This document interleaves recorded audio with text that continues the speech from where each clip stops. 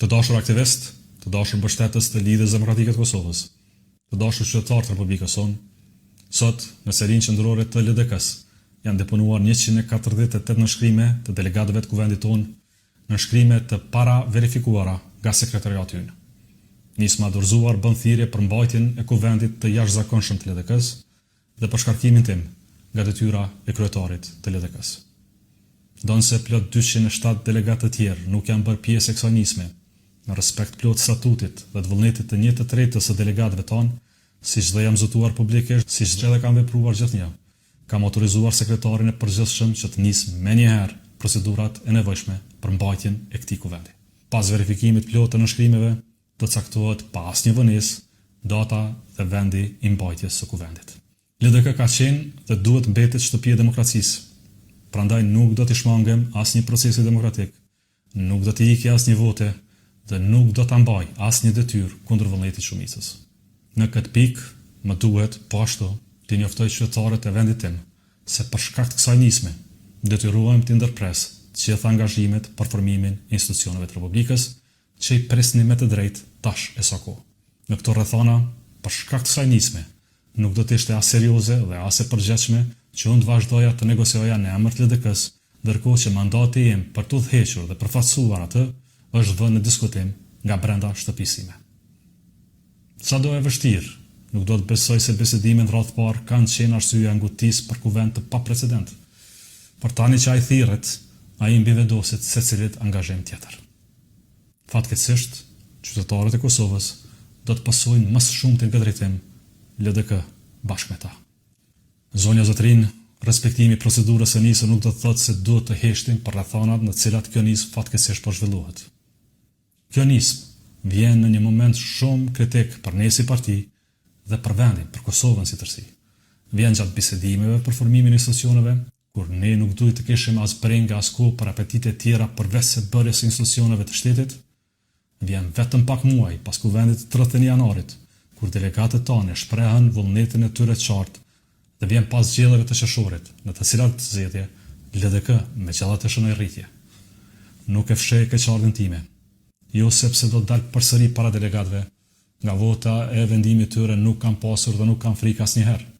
Madje në gjysmë mandati bëhet hera 3 që bëj këtë. Do të kisha preferuar natyrisht më shumë qetësi e më shumë mundësi për punë. E ndonjëherë pyetem, sidomos duke parë vrudhën e këtyre javëve të fundit kundër vetës, se ku do të ishim ne si LDK, sigurisht gjithë kjo energji e ky angazhim do të drejtohej në ngritjen tonë në vend të betejës për karrike. Dhe i keqardhë sepse sot jemi detyruar ta kthejmë vëmendjen sërish nga vetja tek një proces që mund të na dëmtojë pariparueshëm nga brenda, edhe të lë Kosovën pa institucione dhe potencialisht përballë zgjedhjeve të reja në vjesht. Në vlerat e mia, LDK do duhet sillej si shtëpi e interesave të qytetarëve, jo apetiteve për kryetarin e karrikën e kryetarit. Karrikën të cilën aq shumë e lakmojnë e aq pak e kuptojnë. Le ta marrin fundja, por kanë mundur ta bëjnë me më kujdes, jo për bashkëpunëtor, por për popullin që shen, që vëzhgon, që dëshpërohet, por me zot të vepron. Të jeni sigurt, ky popull do të veprojë. Nuk mund të fshej as shqetësimin tim për atë që kjo nisë mund të shkaktojë LDK-s. Në historinë tonë 37 vjeçare nuk ka pasur në praktikë të tillë shkarkimin e kryetarit vetëm pak muaj para zgjedhjeve të rregullta partijake e vetëm pak muaj pas konfirmimit partijak. Nuk e kuptoj ngutin, as kohën, edhe më pak zellin për të rrezikuar LDK-n.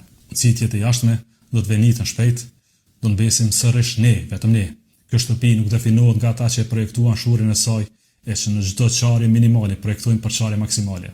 Kjo shtëpi ndërtohet vetëm nga antarësia e saj, e tyre ka qenë gjithherë.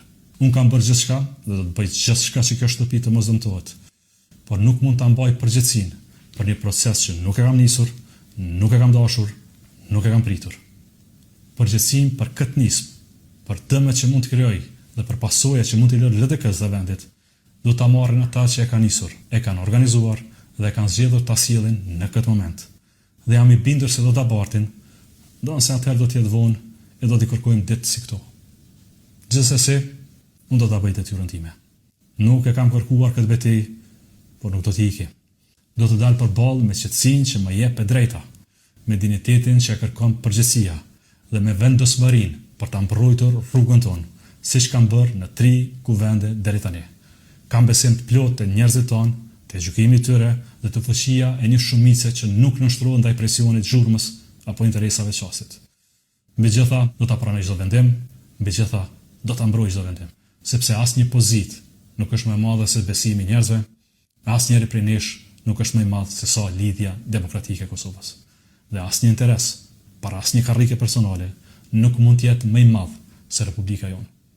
Sot, po ashtu mendjen e kam tek njerëzit tonë, tek gjithë ata me të cilët bashkëstuam në këtë kohë, tek ata që kanë qëndruar në ditët e mira, dhe të vështira, tek ata që kanë dhënë kohë, mund dhe zemër për këtë shtëpi, tek ata që son ndjen të lënduar me drejt, shqetësuar me drejt, zhgënyer me drejt nga ajo që po ndodh tek ne. Atyre dua t'ju them mos e humbni besimin. Luftoni për atë që besoni. Luftoni me bindje, me dinitet dhe me dashuri për LDK-n. Luftoni me fjalën tuaj, me guximin tuaj dhe me të drejtën që a jep kjo shtëpi, kjo demokraci. Mos lejoni që zhgënjimi t'ju largoj, mos lejoni që padrejtësia t'ju hesht, mos lejoni që asnjë interes i tyre që kurse dashnë LDK-n të përcaktoj fatin e shtëpisë. Dhe mos lejoni që askush t'ju bind se zëri juaj nuk ka peshë. E ardhmja është në duart tuaja, qëndroni sepse jeni forca e vërtetë.